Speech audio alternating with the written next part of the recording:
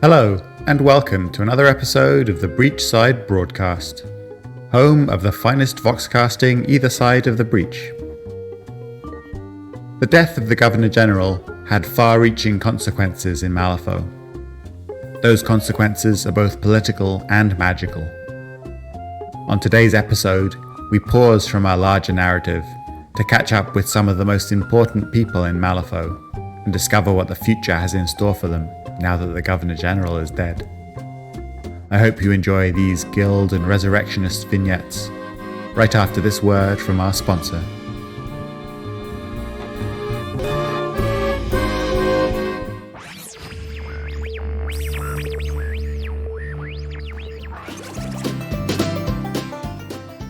This episode of the Breachside Broadcast is brought to you by vignettes, the new, smaller, more delicate form of the vigs you all know and love. They're suitable for a more sophisticated lifestyle. Try a pack of vignettes today.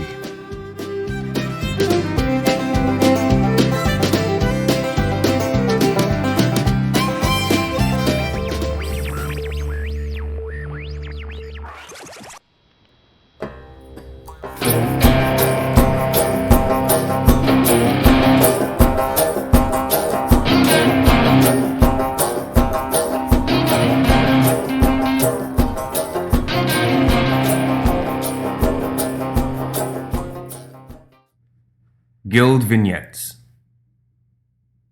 Following the death of the governor, Lucius surrounded himself with the finer things in life, playing up his role as a bureaucrat who just earned a promotion on account of his superior's sudden and unexpected death.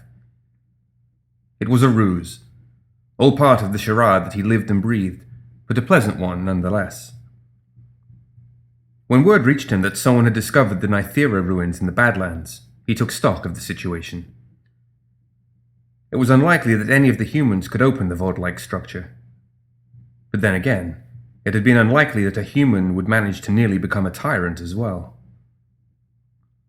Deciding to cover his bases, Lucius dispatched some of his minions to locate a mercenary who had returned from the ruins, hoping to learn more about the situation. Unfortunately, the Ten Thunders snatched up the mercenary first, keeping him well beyond Lucius' reach. By the time he had mounted an appropriate response to the situation, Nythera had opened, and Titania had appeared outside his office window, talking about unity beneath her rule, and the war she intended to wage against the awakening tyrants. Despite the threats surrounding him, Lucius couldn't help but find his situation amusing. He had successfully maneuvered the Governor-General out of the picture, only for a more dangerous threat to appear and turn to him for advice and assistance. Lucius was comfortable playing that role. He was already formulating schemes and contingencies, intended to blunt the Autumn Queen's influence, and to turn her strengths towards his own purposes.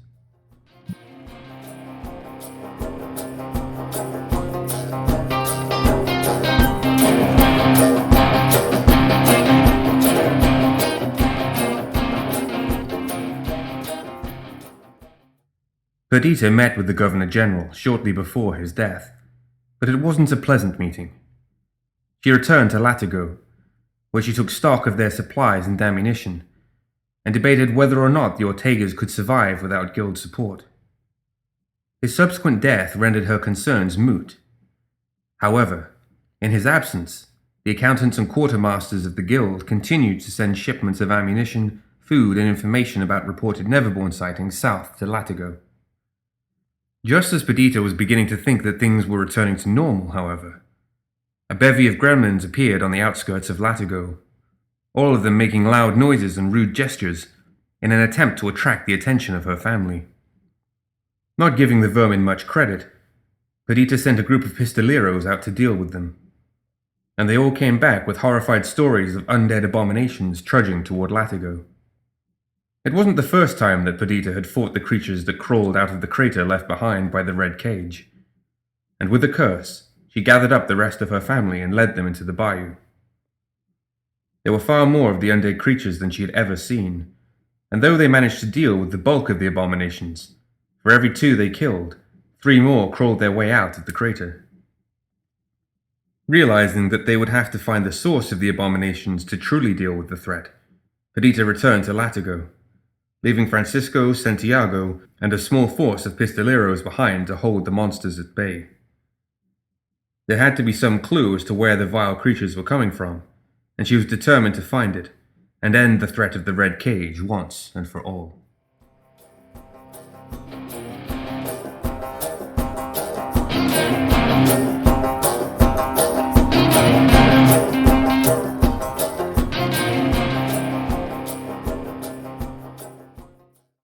Sonia Crid was in her office when the Governor General's ritual of ascension spiraled out of control. Screaming, she fell to the ground, pressing her hands tightly against the steel mask on her face as it grew hot enough to burn the flesh from her palms. Then, suddenly, Cherufe was free, and everything was aflame.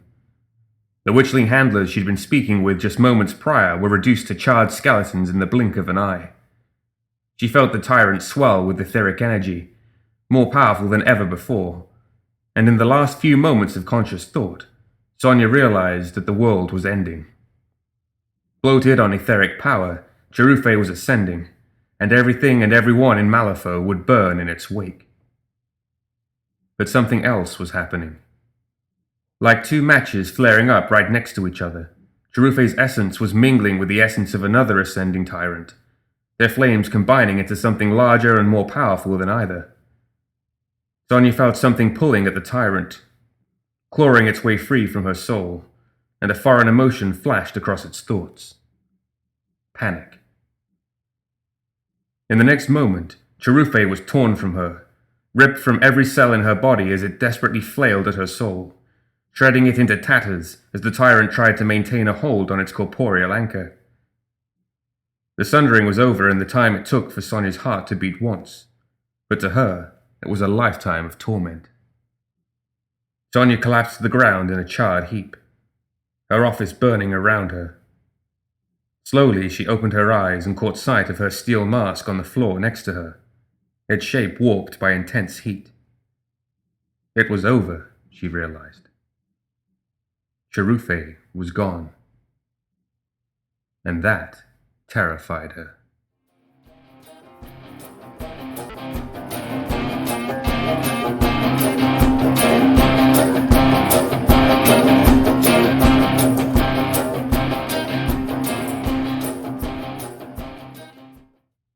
When she learned of the news of the governor's death, Lady Justice knew that it was only a matter of time until the Resurrectionists made their move. She sent her recruiters out into the city, seeking out those with a talent for necromantic magic who had not yet turned their powers toward animating the dead. When she finally received word of the zombie horde shuffling across the central slums, its numbers were far greater than she had expected. Drawing upon the Guild Guard, she led the military forces of the Guild against the undead army, hacking countless shuffling corpses apart as riflemen and lumbering constructs supported her on every side. It wasn't enough. The undead horde was poised to overwhelm their battle lines when its southern flank suddenly collapsed. Justice didn't know what had happened to weaken the zombies, but she seized the opportunity just the same, ordering peacekeepers and mounted guards to focus their efforts on that part of the battlefield. She could sense when the enemy necromancer withdrew, as the undead around her began to slow and weaken, allowing the guild to reassert their momentum and win the day. There had been something familiar about the way the zombies were fighting, and after going through her records, Justice realized that the resurrectionist who had been commanding them could only have been the same one that she had fought at the ruined observatory. That battle, the one that more than any other had nearly killed her, had never sat quite right with her, and now she knew why. Determined to not let such a powerful necromancer slip through her fingers, Lady Justice turned all her resources toward finding the unknown resurrectionist and ending him.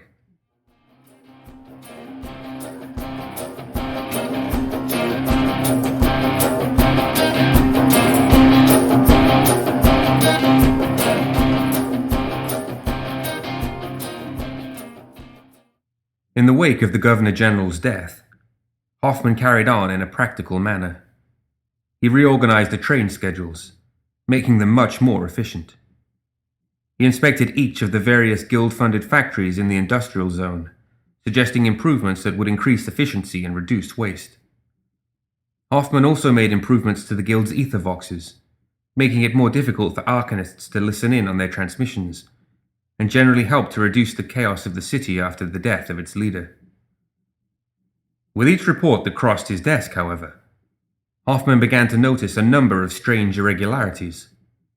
People that seemed to be in two places at once, lawyers and guardsmen who never actually seemed to have arrived in Malifaux, and other stranger anomalies. The guild was a machine of people and paperwork, but it was still a machine, and Hoffman could feel that some of the gears were turning in the wrong direction. And that made him very, very curious. After the new Governor General arrived, Hoffman placed a full report of the irregularities on the man's desk. The next morning, Hoffman stepped into his office to find Franco Marlowe waiting for him. The conversation between the two men was both frank and refreshing, and they both realized that they had found something of a kindred spirit in the other. By the end of the meeting, the Amalgamation Office had received a significant increase in its budget, allowing Hoffman to expand it from a forgotten little office meant to keep him under the Guild's control to a legitimate special division, on par with the Death Marshals or Witch Hunters.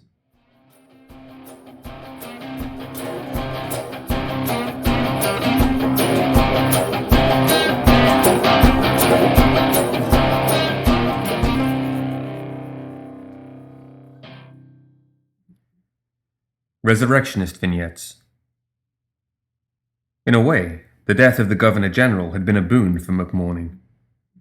In the chaos that followed, everyone seemed to forget about the morgue and its slightly eccentric coroner. The guild was simply too preoccupied to pay much attention to anything going on within its own walls.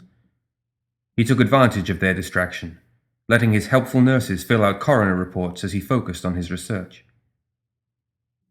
Years earlier, Nicodem had brought him an ancient corpse that had been fitted with strange mechanical augmentations, and it was to these preserved remains that Douglas McMorning now returned. Whether it was the voices in his head finally revealing their secrets, or simply the focus that came with not having to put up with the distraction of guild paperwork, McMorning finally achieved a breakthrough in his research, and learned why the corpse refused to decay. The next day, a grinning McMorning visited Sonia Crid's home, and while Sebastian distracted her nurse, he had a frank and personal conversation with the horribly burned woman. He could repair the damage to her face and body, he claimed, taking away the pain, and with it the need for the morphine that clouded her thoughts. All she had to do was sign a few requisition forms, and he'd begin preparing for the operations right away. Sonia was reaching toward the clipboard before he had finished talking. The next day, the first of many Arcanist prisoners were transferred to the morgue for vivisection. He needed body parts that were accustomed to channeling etheric energy, and in her desperation, Miss Crid had given him access to a whole prison filled with test subjects. It was the dawn of a new era of necromancy, and McMorning was full of all sorts of new ideas.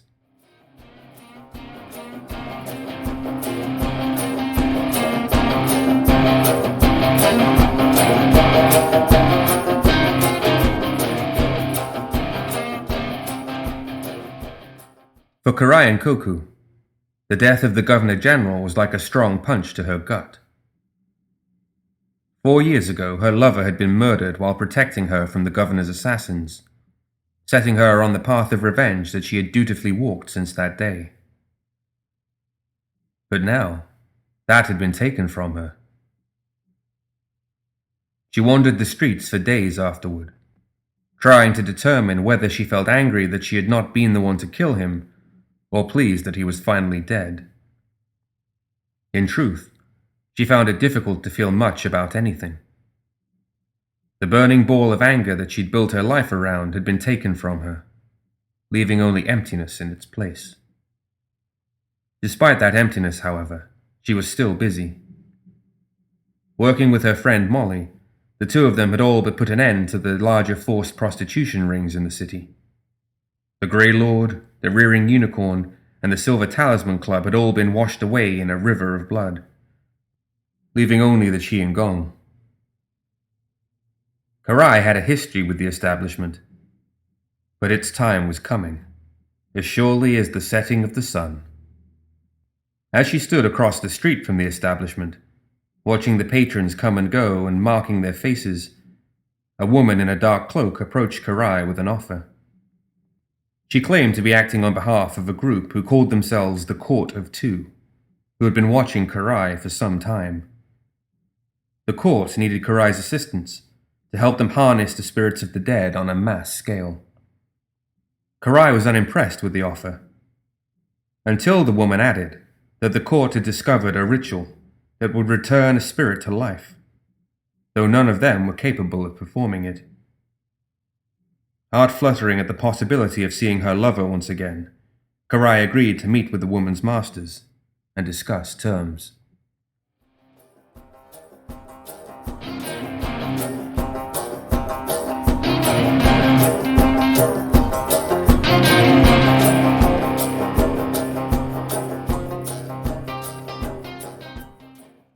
Nicodem saw the death of the Governor General as a moment of opportunity. In the weeks that followed, he hunted down many lesser resurrectionists in the quarantine zone, killing them and absorbing their undead minions into his own growing horde. When the time was right, he marched on the eastern slums, sending its residents screaming in terror as they fled from his shambling army. The zombies focused on the railroads, tearing up every rail they came across in order to limit the guild's ability to rapidly redeploy to the area. With each killed resident or guardsman, Nicodem's army grew, until it seemed as if it would be unstoppable by the time it reached the industrial zone. What Nicodem hadn't counted on was the intervention of the 10 Thunders.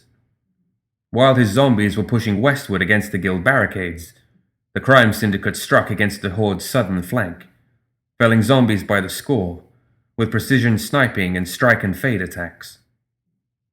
By the time Nicodem realized what was happening and adjusted his tactics, his southern flank had collapsed, and the guild was pressing their advantage to the west.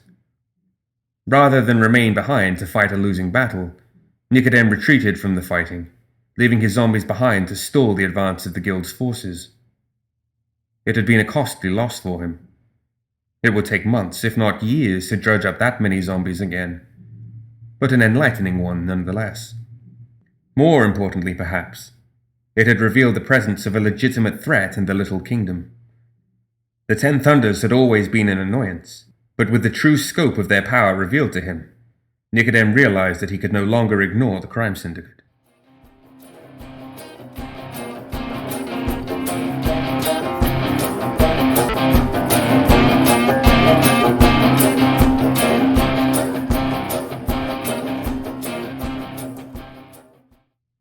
With all the chaos around him, sheamus kept on keeping on.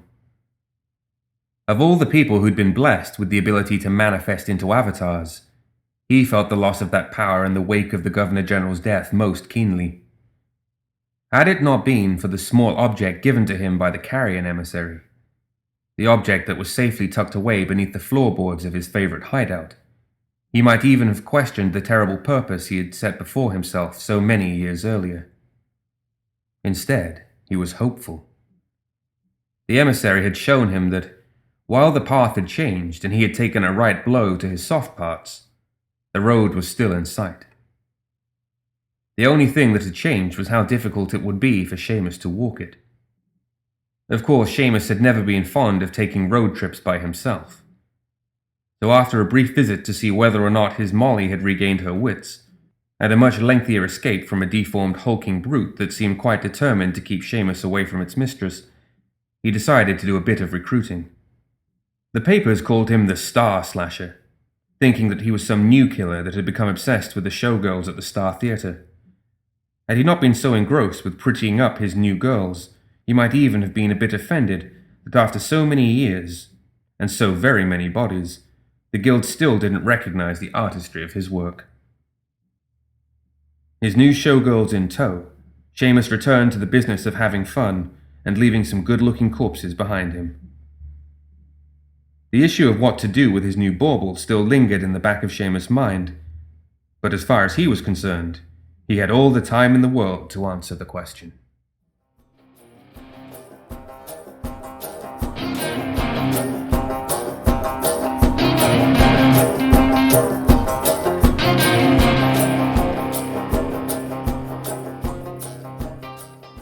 Much like Sheamus, Molly found it difficult to care too much about the Governor-General's death. Truthfully, she was too preoccupied with her own troubles to spare him much thought at all. Her only living friend, Karai, was spiraling downward into deep depression. Sheamus kept showing up at inopportune times to take her back, and Philip had been stolen from his nanny by people in the employ of the Guild. All in all, it was a rather unfortunate series of events. And if there was any silver lining to her situation, it was that Molly had at least grown accustomed to such happenings. Sheamus was a persistent annoyance, and Karai eventually became distracted with a necromantic cabal that wanted to raise up an entire army of enslaved ghosts. But Philip was just ahead, and couldn't care for himself. Dreading what sort of dreadful things the Death Marshals might be doing to her companion in unfortunate undeath, Molly attempted to infiltrate the Guild to learn where they were keeping him. The weakest link in the Guild's security was, coincidentally, the one with which Molly was the most familiar, the Malifaux Tattler. Disguising herself as a freelance reporter, she was surprised when the new editor-in-chief, Nellie Cochran, hired her on the spot and gave her 3 different assignments to finish before the end of the week. Molly kept to herself after that, relying on perfume and makeup to conceal her undead condition, as she worked to uncover where the Guild had hidden Philip. Despite the false name on her bylines and the temporary nature of her employment, she found a great deal of pleasure in working again. So much so that she began to consider staying on with the Tattler after rescuing Philip.